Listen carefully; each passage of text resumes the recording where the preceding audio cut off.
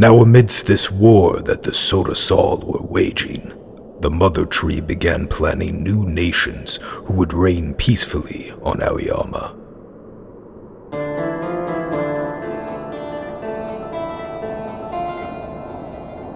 And she made in herself a wound from which she bled her sap.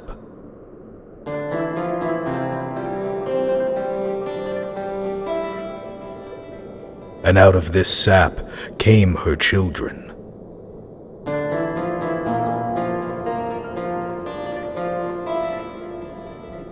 Ten of them were they in number, queens and kings of 5 kinds.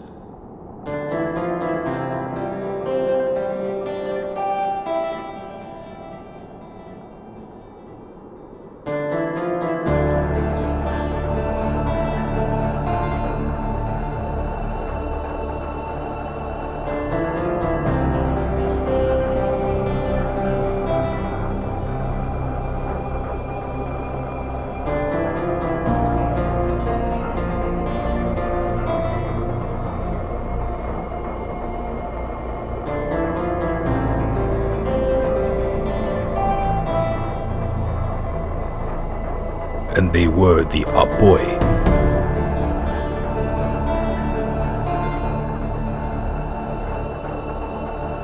the Ra,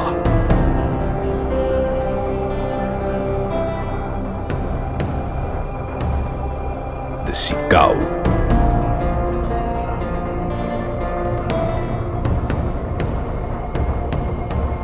the Tof,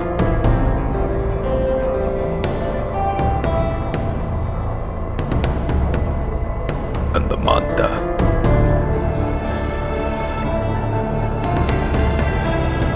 And when they came forth from the sap, the Mother gave them charge that they should multiply and become fruitful in her shade. And so it was that the Apoy established a hive in her branches and did create sweet honey, though not as sweet as the Mother's sap. And the Sikau settled into the bark of her trunk and sang songs and praises unto her.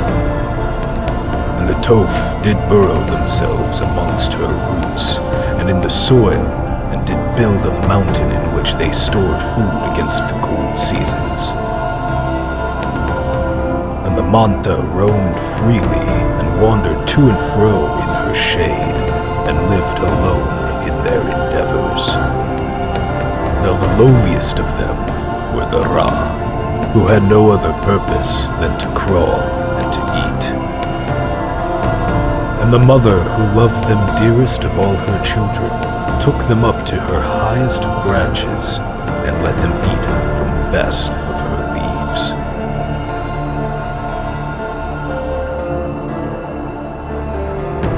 And the Mother bestowed upon the queens her magic, which she was given by the grace of Su. And for 100,000 generations, the nations lived in peace in the shade of the Mother Tree.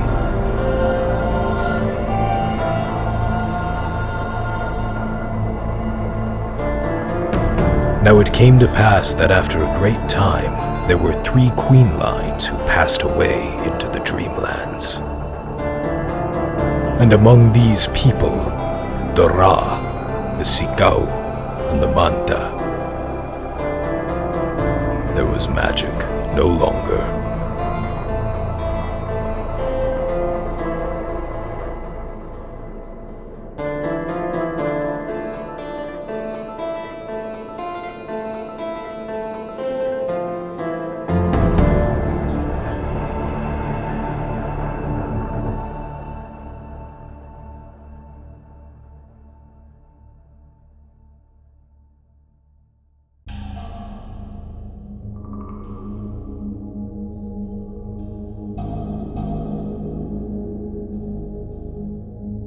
Now the last queens, when seeing how great their nations were, began to scheme against each other. For after all this time, the Tof had become jealous of the Apoy,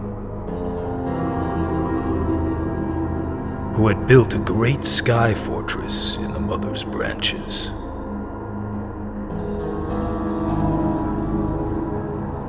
And the Apoi thought themselves above all others of the mother's children. And in their jealousy, the Toph struck first against the hive. And after this attack, the Apoi retaliated. And for 3 days, Soldier and Valkyr clashed, and countless fell to the Dreamlands. And on this 3rd day of war, the mother took away the Queen's magic, and thus ended their conflict. And after this, there was 1 dark year of grieving for the mother.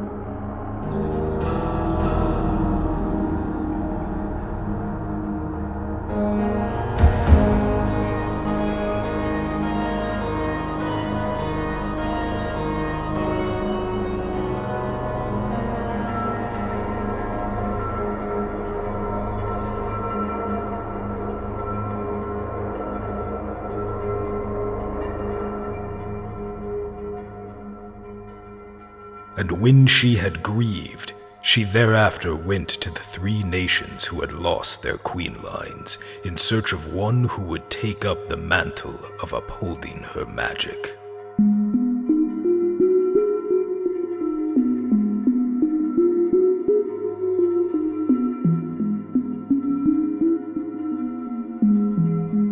And when she came to the Manta, they declined, and said they had found their peace in its absence. Them she passed by.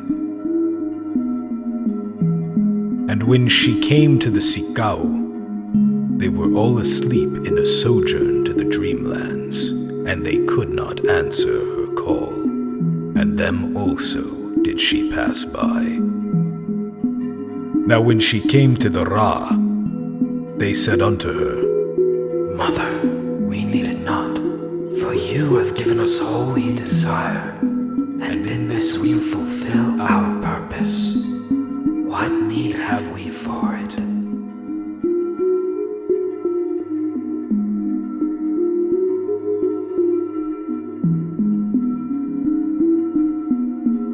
And the mother said unto them,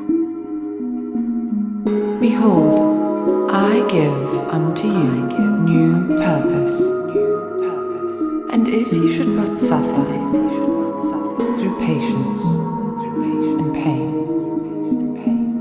you shall be the brightest and most beautiful of all my children, from hence until the deep consumes us, and the Asatari extinguish.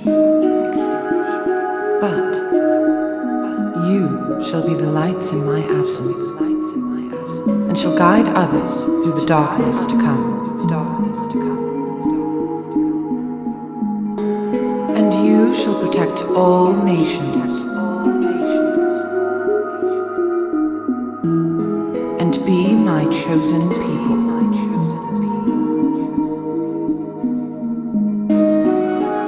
And the Ra accepted this mantle, and nested, blanketed in her leaves, and being unmade to become that which she had charged. And through days of agony they waited as the mother prepared them for their new purpose. And when they woke, they arose wearing new and beautiful and great wings composed of the mother's leaves. And she bestowed upon all of them a new name, which is Ro, and gave unto them her magic which was promised, without discrimination of queen or otherwise.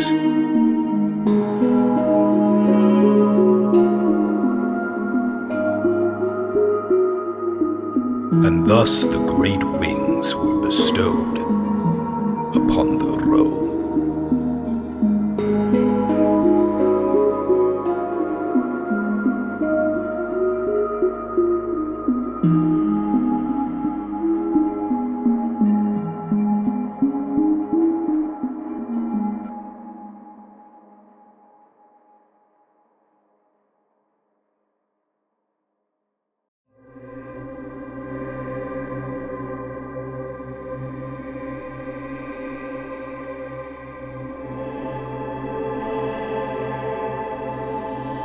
Now after the mother had done these things, she gathered all her children together, and she spake unto them, saying,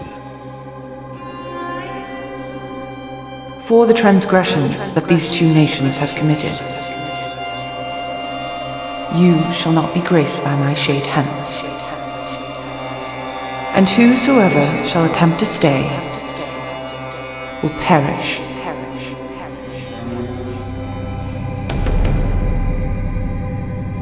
For the time is nearing when I shall slumber,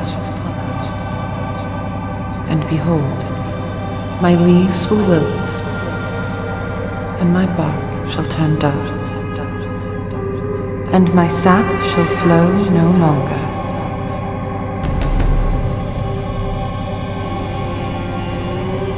And you shall wander and be lost in the wilderness until the time when I come again to bloom in my splendor and glory that shall be given me by S and Su.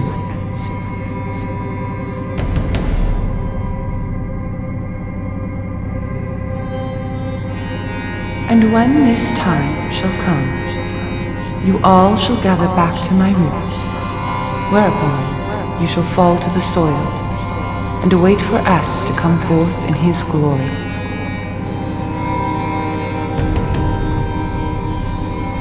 And in his presence,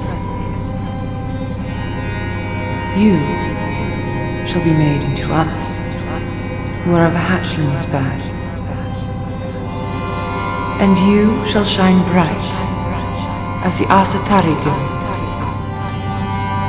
in the great and terrible deep.